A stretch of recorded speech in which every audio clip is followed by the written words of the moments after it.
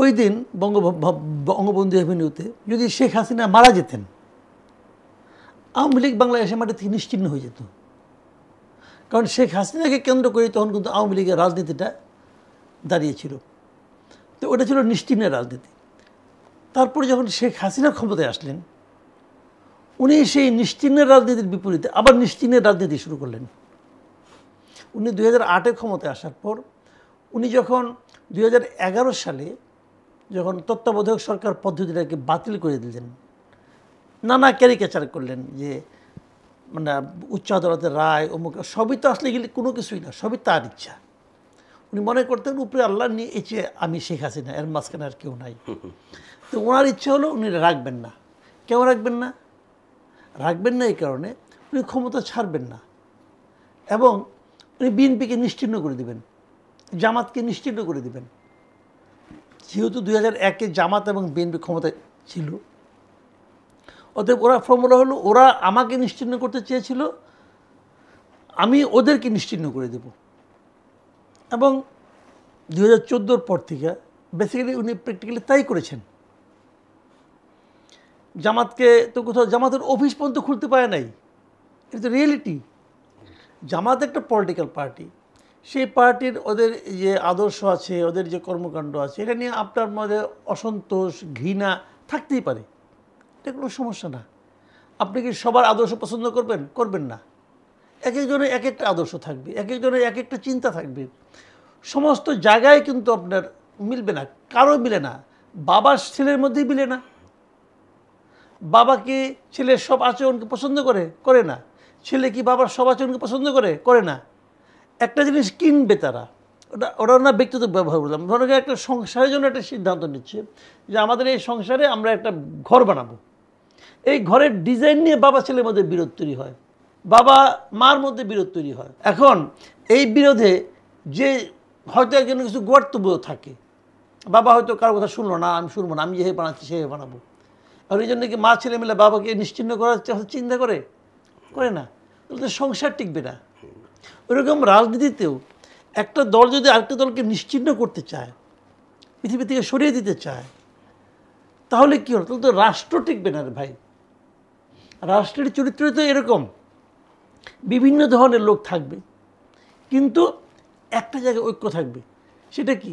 যে আমি চাই যে তুমি থাকো, তোমার কথা আমাকে শুনতে হবে, আমার কথাও তোমাকে শুনতে হবে। দুজনের কথার মাঝখান থেকে জনগণ সংখ্যাগরিষ্ঠ মানুষ যেটাকে পছন্দ করবে সেটাই টিকবে, বাকিটা পরে হবে। তো এই যে চিন্তাটা, এটাই হলো একটা সুস্থ স্বাভাবিক সরকার এবং রাষ্ট্রের চরিত্র। সেই জায়গাটাতেই 2004-এ আমরা দেখলাম যে নিশ্চিহ্ন করে দিতে চায়। এবং এটাকে বিএনপি যত কিছুই বলুক, এখন বিএনপি দায় এড়াতে পারে না। এড়াতে পারে না এই কারণে, দেখেন বিএনপি তো বলবে এটা আমরা করিনি। হ্যাঁ, আমিও মানি আপনি করেন নাই, কিন্তু আপনি তো এর বিচার করতে চান নাই। তখন তো আপনার ক্ষমতায় ছিলেন ভাই, আপনার ক্ষমতায় ছিলেন, এত বড় একটা ঘটনা ঘটলো, আপনি তার বিচার করতে চান নাই। চান নাই কেন? এই যে চান নাই, যখন আপনি বিচার করতে না চান, তখনই কিন্তু ওই ঘটনার সঙ্গে যদি কেউ আপনাকে জড়িত করার চেষ্টা করে, তাকে আপনি একদম উড়াই দিতে পারেন না। সে বলতেই পারে, যদি আপনার কোনো ইনভলভমেন্ট নাই থাকে, তাহলে আপনি বিচার করলেন না কেন? আপনি জজ মিয়া টজ মিয়াকে হাজির করলেন কেন? বিচার করতে পারতেন না। সেটা গেল। তারপরে তত্ত্বাবধায়ক সরকার আসলো, 111 গভর্নমেন্ট, তারা সেটা করলো কি, ওই জজ মিয়ার পার্টি একদম বাদ, তারা নতুন করে করলো। এবং নতুন করে যখন করলো, সেই মামলাটাও কিন্তু যেভাবে তদন্ত হইলো, অমুক হলো, সেখানে কিন্তু রাজনীতি প্রভাব বিস্তার করেছে। রাজনীতি কিন্তু প্রভাব বিস্তার করেছে। আমি এখনও মনে করি যে 21শে আগস্ট গ্র্যান্ড হামলার পিছনে বিএনপির কোনো ভূমিকা নেই। এটা আমি পার্সোনালি মনে করি, আমার মন, এটা হতেই পারে। আমি তো কোনো তথ্য প্রমাণের ভিত্তিতে যতটুকু আমি জেনেছি, পড়েছি, আমি ওই 2টা মামলার রায় সম্পূর্ণ পড়েছি। 2টা মামলার রায় আমার কাছে আছে পুরোটাই। আমি একদম ওই বড় নকল বের করে পড়েছিলাম যে বোঝার জন্য কী হচ্ছে আসলে। আমি মনে করি এখানে অনেক পলিটিক্স আছে। আওয়ামী লীগ রাজনৈতিকভাবে মামলাটাকে বিচার করার চেষ্টা করেছে, এটা হলো আরেকটা ভুল, এটা বড় ধরনের ভুল। ঘটনায় আসলে উনি জজ বেরানোর সাথে আপনি আরেকজনকে ফাঁসানোর চেষ্টা করছেন, কি ঘটনাগুলো দেখেন। ওখানে আমি 2-একটা ঘটনা বলি কেবল। এখানে হানিফ পরিবহনের মালিকের যাবজ্জীবন হয়েছে। বিশ্বাস করেন পুরা রায়ের মধ্যে এই হানিফ সাহেবের কি ভূমিকা আমি পড়ে পাইনি, আমি পাইনি তাকে। আচ্ছা, কুমিল্লা মুরাদনগরের এমপি কায়কোবাদ সাহেবের যাবজ্জীবন হয়েছে, ওনার কি ভূমিকা একটা জায়গায় মাত্র পাইছি। একটা জায়গায় বলা হয়েছে যে উনি নাকি মুফতি হান্নানকে নিয়ে হাওয়া ভবনে তারেক রহমানের সঙ্গে পরিচয় করে দিয়েছেন, এছাড়া বাকি কোথাও তার কোনো নাম নাই। আর কেউ কাউকে পরিচয় করে দিলে সেটা তো আসলে একটা, সেটা কি যাবজ্জীবনের মতো অপরাধ হয়? মানদণ্ড হয় না আসলে, হয় নাকি এটা বলেন? তার সাথে তার নাম আর কোথাও নাই, একটা জায়গায় আমি পাইনি তার নামে। আমি বললাম আমি পুরো ওখানে দুইটা মামলা, কিন্তু একটা হলো আপনার আগ্নেয়াস্ত্র অস্ত্র মামলা, একটা হলো হত্যা মামলা, দুইটা মামলার রায় পুরো রায় পড়ছি ভাই, পাই নাই। তাহলে এটা কী হয়েছে? এটা রাজনৈতিকভাবে করা হয়েছে। কিছু ঘটনা আছে, কিছু সত্য আছে, কিন্তু আবার কিছু এখানে মিথ্যা ঢুকানো হয়েছে, কিছু অর্ধসত্য ঢুকানো হয়েছে, ঘটনা কিছু আছে। ফল কি হলো? সেই মামলা এখনও টিকলো না। তো এখন যে টিকলো না, এখন যদি আমি প্রশ্ন করি তাহলে কি 21 আগস্টে ঘটনা ঘটে নাই? তাহলে কি আইভি রহমানের মৃত্যু ডায়রিয়াতে হয়েছিল? তা তো হয় নাই রে ভাই। তাহলে ওই মৃত্যুর কি কোনো বিচার হবে না? 24 জন মানুষ মারা গেছে, তাহলে তার, এবং আপনি খেয়াল করেন ওই সময় কিন্তু 5 শতাধিক লোক আহত হয়েছে, অথচ ওখানে কিন্তু কংক্রিট প্রমাণ ছিল, একটি আরজেস গ্রেনেড পাওয়া যায়। সেগুলো আরজেস গ্রেনেডকে যদি ফরেন্সিক করা হয় এবং ওটা কোত্থেকে এসেছিল, কীভাবে এসেছিল, আমরা কখনোই কি মনে করতে পারি না যে আমাদের গোয়েন্দা সংস্থা আছে দুর্বল? নয়, তারা এটাকে সূত্র ধরেই কিন্তু মূল জায়গায় চলে যেতে পারতো। হয়তো তারা গেছে আমি জানি না, কিন্তু তারা এটা প্রকাশ করে না, সত্যটা সামনে আসে নাই। তারা এখন যে জিনিসটা করছে এটাও রাজনীতি। এটা কেন বলেন? তারা এখানে নাম দিয়েছে কার? তারেক রহমানের। এখন এই মামলার সঙ্গে তারেক রহমানের জড়িত থাকে আমি কোনো কারণ দেখি না। আমি অভিযোগ, বিএনপিতে আমার অভিযোগটা কি, যে তারা বিচারটা করে নাই। ঠিক আছে, যদি বিচার না করে তার সঙ্গে তারেক রহমানকে আপনি কেমন জড়িত করবেন? বিচারের দায়িত্ব তারেক রহমানের না। খেয়াল করেন, উনি আপনি বলতে পারেন উনি এদেরকে বলছেন, কাকে বলছেন? উনি হয়তো আইজিপিকে বলছেন, উনি হয়তো মামলার রায় কিন্তু কংক্রিট প্রমাণ নাই কোনো। যদি আমি মনে করি তারেক রহমান দোষী, যদি মনে করি, তাহলে উনি কি বলছেন? যে আইজিপিকে বলছেন, উনি স্বরাষ্ট্রমন্ত্রী বলছেন। তো স্বরাষ্ট্রমন্ত্রী এবং আইজিপি তো তারেক রহমানের কথা শুনতে বাধ্য না, উনি তো রাষ্ট্র সরকারের কেউ না। তাহলে ওনাকে আপনি মৃত্যুদণ্ড দেন কিভাবে? যারা ওনার, যদি উনি বলে থাকেন, ধরলাম কথার কথা, যদি উনি বলেও থাকেন এই কথা, যে যদি কেউ রাষ্ট্রের সরকারি কেউ শুনে সে অপরাধী, যে শুনলো সে অপরাধী, যে বললো সে তো অপরাধী না। তো এটাও তো রাজনৈতিক। তার মানে কি তারেক রহমানকে কি কেন টার্গেট করছেন? যে তারেক রহমানকে যদি নিশ্চিহ্ন করে দেওয়া যায় তাহলে বিএনপি আর থাকবে না। যে কথাটা শুরুর থেকে বলছিলাম, যে নিশ্চিহ্ন করে দেওয়ার রাজনীতি, এটা কিন্তু আমরা এখানেও দেখলাম। এবং আওয়ামী লীগের শাসনামলে যে 15 বছর জামাতকে নিশ্চিহ্ন করে দিতে চেয়েছিল, বিএনপিকে নিশ্চিহ্ন করতে দিতে চেয়েছিল, দিলে বিরোধী দলকে জাতীয় পার্টি, যে নাকি আমার সারাক্ষণ জিহ্বা বের করে রাখে আমার পা চাটার জন্য, এবং তাকে পা চাটতে না দিলে মন খারাপ করে। হ্যাঁ, আমি এত বড় জিহ্বা নিয়ে আসলাম, আপনি আমাকে পাটা চাটতে দিলেন না, খুব মন খারাপ করে। এটাই যে জাতীয় পার্টিকে আমরা দেখেছি। তাহলে একটা রাষ্ট্র হবে, সরকার হবে, সেখানে যে বিরোধী দল থাকবে সে হলো অনুগত বিরোধী দল। তো তাকে নিয়ে আপনি দেশ চালাবেন, এটা তো কোনো তথ্য না। কনসেপ্টটা এরশাদের আমলে শুরু হয়েছিল।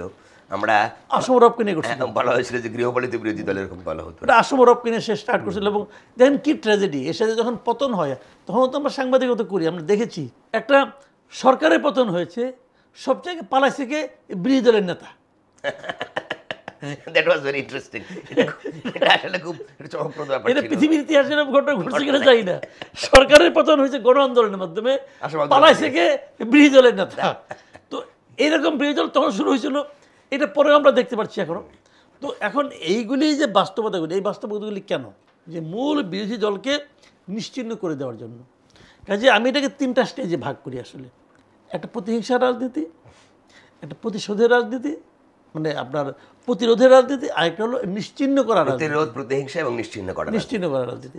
আমরা কিন্তু 2025 সালের 5ই আগস্টের পরে যেটা দেখলাম, আওয়ামী লীগ 15 বছরে যা করেছে, বিভিন্নভাবে বিভিন্ন লোক তার দ্বারা নির্যাতিত হয়েছেন, বিভিন্ন পক্ষ, বিভিন্ন মানুষ, এবং সেটা একেবারে ধরেন মানবাধিকার লঙ্ঘনের ঘটনা, তখন ডাল ভাত অনেক ঘটনাই ঘটেছে, মানুষ নির্যাতিত হয়েছে। আমরা অনেক ঘটনা উদাহরণ দিতে পারবো। একরাম হত্যার ঘটনা আমরা বলতে পারি, আপনার এই যে 6 হত্যাকাণ্ডের ঘটনা করতে পারি, অনেকগুলো ঘটনা ছিল, কিন্তু অনেকগুলো ঘটনার বিচার হয়েছে, কোনোটার বিচার হয় নাই। এরকম ঘটনাও আছে, তনু হত্যার বিচার হয়নি, তকি হত্যার হয় নাই, আপনার একরাম হত্যার বিচার হয় নাই। আবার নারায়ণগঞ্জে 7 খুনের যেহেতু এখানে একটা অন্য ঘটনা ছিল, সেই কারণে কিন্তু কমিশনার যুক্ত ছিল, পলিটিক্যাল লোকরা ছিল, বিচার হয়েছে। কিন্তু যত যাই ঘটুক না কেন, 5ই আগস্টের পরে যখন শেখ হাসিনাকে পালিয়ে যেতে হলো, আওয়ামী লীগ যখন একেবারে মুখ থুবড়ে পড়ে গেল, ধরেন সেই ঘটনার রেশ হয়তো 1 সপ্তাহ পর্যন্ত কোনো কারণে একটা ক্ষোভের বহিঃপ্রকাশ হতে পারে, কিন্তু সেই ক্ষোভের বহিঃপ্রকাশ 2 বছর ধরে হতে পারে না। আমরা দেখলাম কি 32 নম্বর কিন্তু পুরোপুরি ভাঙ্গা হলো গিয়ে আসলে 2025 সালের ফেব্রুয়ারি মাসে এসে। ততদিনে তো আসলে ক্ষোভ প্রশমিত হয়ে যাওয়ার কথা, 32 নম্বর পর্যন্ত এই ক্ষোভ থাকার কথা না, এবং বেছে বেছে মুক্তিযুদ্ধের সমস্ত স্মারককে আঘাত করা হলো। এবং এবারও শেখ হাসিনা যখন রায় হলো, সেই রায়ের দিনে একদল লোক সেখানে গিয়ে হাজির হলো, সাবেক প্রেসিডেন্টের বাড়িতে আগুন দেওয়া হলো। তাহলে আসলে আমরা জুলাই অভ্যুত্থানের একটা ব্যাপার ছিল যে আমরা এই প্রতিহিংসা রাজনীতির বাইরে গিয়ে একটু সুন্দর রাজনীতির দিকে যাব, বৈষম্যের পরিবর্তে আমরা আসলে বৈষম্যহীন একটা অবস্থা নেব, আমরা গালাগাল করার পরিবর্তে একটা যুক্তিতর্কের সংস্কৃতি গড়ে তুলব। কিন্তু আমরা দেখলাম কি 5ই আগস্টের পরে যারা 5ই আগস্টের মূল নায়ক বলে মনে করা হচ্ছে, যে সমন্বয়কদের কথা বলি, তাদের মুখের ভাষা আসলে কানে নেওয়া যায় না। যারা মন্ত্রী মদতা থেকে কেউ স্ট্যাটাস দিচ্ছেন একটা শব্দ দিয়ে, ডট ডট দিয়ে, সেই শব্দটি উচ্চারণযোগ্য নয়, অথচ ওই ক্যাবিনেটে অনেক শিক্ষিত লোকজন আছেন, সমাজে মানবাধিকারের কর্মীরা আছেন, এরা আছেন, তারা আবার তার সঙ্গে বসে তো মিটিং করতেছেন। এই যে ভাষা আমরা আমাদের একটা পরবর্তী প্রজন্মকে শেখালাম, এবং তারা যে ভাষায় স্লোগান দিচ্ছে, আমরা দেখলাম যে মুক্তিযোদ্ধা ফজলুর রহমানের ভাষায় স্লোগান দেওয়া হলে একজনকে ধরা হলো, বাকি 9 জন কোথায়? আমরা দেখলাম যে সেদিন এই একই স্লোগান দেওয়া হয়েছে, যেদিন আপনার রিপোর্টার সেন্টারিতে মঞ্জুর আলম পান্না অন্য যে আপনার ওই যে আব্দুল লতিফ সিদ্দিকী, শেখ হাফিজুল কাজনের একটা সেমিনারে আক্রমণ করা হলো। যারা আক্রমণ করলো তারা কি ফৌজদারি অপরাধ করে নাই? তাদেরকে আপনি ধরাছোঁয়ার বাইরে রাখলেন কেন? তার মানে রাষ্ট্র কি চাচ্ছে আসলে? এই আমি বলছি যে সেইখান থেকে আসলে আমরা কি একেবারে এই প্রতিহিংসার রাজনীতিকে এখন প্রতিষ্ঠিত করতে যাচ্ছি, যেটাই বাংলাদেশের আগামী রাজনীতি ভবিতব্য হবে? না, এটা প্রতিহিংসা রাজনীতি, এটা ওই নিশ্চিহ্ন করা রাজনীতি চলছে এখনো। এটা প্রতিহিংসা রাজনীতি না, নিশ্চিহ্ন করা রাজনীতি চলছে। কারণ দেখেন, আপনার আওয়ামী লীগ থাকতে দিবে না, আওয়ামী লীগ কেউ করতে পারবে না, ছাত্রলীগ কেউ করতে পারবে না। আওয়ামী লীগের যে সমর্থক, তার বাংলাদেশে বাস করার কোনো অধিকার নাই। আওয়ামী লীগের যে কর্মী, তার বাংলাদেশে বাস করার কোনো অধিকার নেই। চট করে মাঝে মাঝে পত্রিকায় দেখি ছাত্রলীগের একজন কর্মীকে ধরে পুলিশের সোপর্দ, এবং পুলিশের সোপর্দ করার আগে উত্তম মধ্যম দেওয়া হলো। এখন ছাত্রলীগ যেদিন আপনি নিষিদ্ধ করলেন, আপনি জিনিসটা বোঝার চেষ্টা করেন, ছাত্রলীগ যেদিন আপনি নিষিদ্ধ করলেন, তা নিষিদ্ধ করার আগের দিন তো এই সংগঠনের বাংলাদেশে কমপক্ষে কয়েক লক্ষ সমর্থক ছিল। আপনি যেই মুহূর্তে নিষিদ্ধ করলেন, সেই মুহূর্তে এই পলিটিক্যাল পার্টি, মানে এই আপনার স্টুডেন্ট অর্গানাইজেশনটা নাই, আর কিন্তু এক্সিস্ট করে না। যদি এক্সিস্ট না করে, তাহলে এদের যারা লোকজন আছে, এদের যারা সমর্থক ছিল, কর্মী ছিল, নেতা ছিল, এরাও কি এক্সিস্ট করে না? এটা তো এক্সিস্ট করে। তো যদি এখন এটা যদি অপরাধ, সেহেতু আপনি যেদিন থেকে আপনি নিষিদ্ধ করলেন, তার পরের দিন থেকে এই সংগঠনটা করা যাবে না। এই সংগঠনের কোনো রাজনৈতিক কর্মসূচিতে তারা কেউ থাকতে পারে না, ব্যানার কোথাও ব্যবহার করা যাবে না। হ্যাঁ, কিন্তু ওই লোকগুলি কি করবে? ওই লোকগুলি দেশে থাকবে না? থাকবে তো। এখন সে একদা ছাত্রলীগ করতো, এখন তার দলও নাই, সে কিছু করেও না। সে পরীক্ষা দিতে যাচ্ছে, এখন তাকে আপনি মারবেন কোন আইনে? তাকে আপনি প্রহার করবেন কোন আইনে? তাকে যখন ধরে নিয়ে যায়, পুলিশের কাছে দেয়, পুলিশ তাকে গ্রেপ্তার করে, দেখায় গ্রেপ্তার, কি আপনি গ্রেপ্তার দেখায়? ছাত্রলীগের কর্মী হিসেবে দেখায়। এটা কোনো আইন হলো? এবং আমরা দেখলাম যে ক্লাস 8-9 স্টুডেন্ট, তাদেরকে রাত 3টার সময় গিয়ে পুলিশ ধরছে। সেই আওয়ামী লীগ আমলে আমরা দেখেছিলাম। এই অন্তর্বর্তী সরকারের গভর্নমেন্টে এতগুলো মানবাধিকারের প্রবক্তারা, তারা এখন সম্মানিত থেকে মাননীয় হিসেবে এখানে মন্ত্রী পদের মধ্যে আছেন। সে আমলে একজন শিশুর প্রতি এই ধরনের আচরণ পুলিশ এখনো করে যাচ্ছে, এবং তারা নিশ্চুপ। গভর্নমেন্ট এটা ব্যাখ্যাও দিচ্ছে না। এটা হলো কি ব্যাখ্যা দিবে না? ব্যাখ্যা দেওয়ার তাদের কোনো প্রয়োজন নাই, কারণ তাদের তো সবসময় একটা মব বাহিনী আছে। আমার বিবেচনায় এদের একটা মব বাহিনী আছে, এরা কিছু করে না, এরা কোনো আইন অনুযায়ী আইনের পথে কিছু করে না। তো সরকার যখন দায়িত্ব নেয়, তখন সরকারের উচিত থাকে কি, যে আইনের পক্ষে কাজ করা, আইন নিয়ে কাজ করা, যে যেন আইন জিনিসটা কি, আইন প্রক্রিয়া সংস্থার অর্থ কি? অর্থ হলো যে এটা থাকলে পরে সকল মানুষের মনে একটা চিন্তা কাজ করবে যে আমি আইনের কাছ থেকে একটা সুবিচার পাবো। আমি অপরাধ করলে আইন আমাকে শাস্তি দেবে, আমি অপরাধ না করলে আইন আমাকে সুরক্ষা দেবে। এটি তো হওয়া উচিত। দেখুন, কিন্তু এখন যেটা হচ্ছে, তারা তো কিছু কিছু লোককে সুরক্ষা দিতে চায় না। সেক্ষেত্রে আইন দেওয়া হবে না, তো মব চালাই দাও। এখন আমি মনে করি এই সরকারের সবচেয়ে বড় আতঙ্ক সৃষ্টিকারী প্রতিষ্ঠান হলো মব।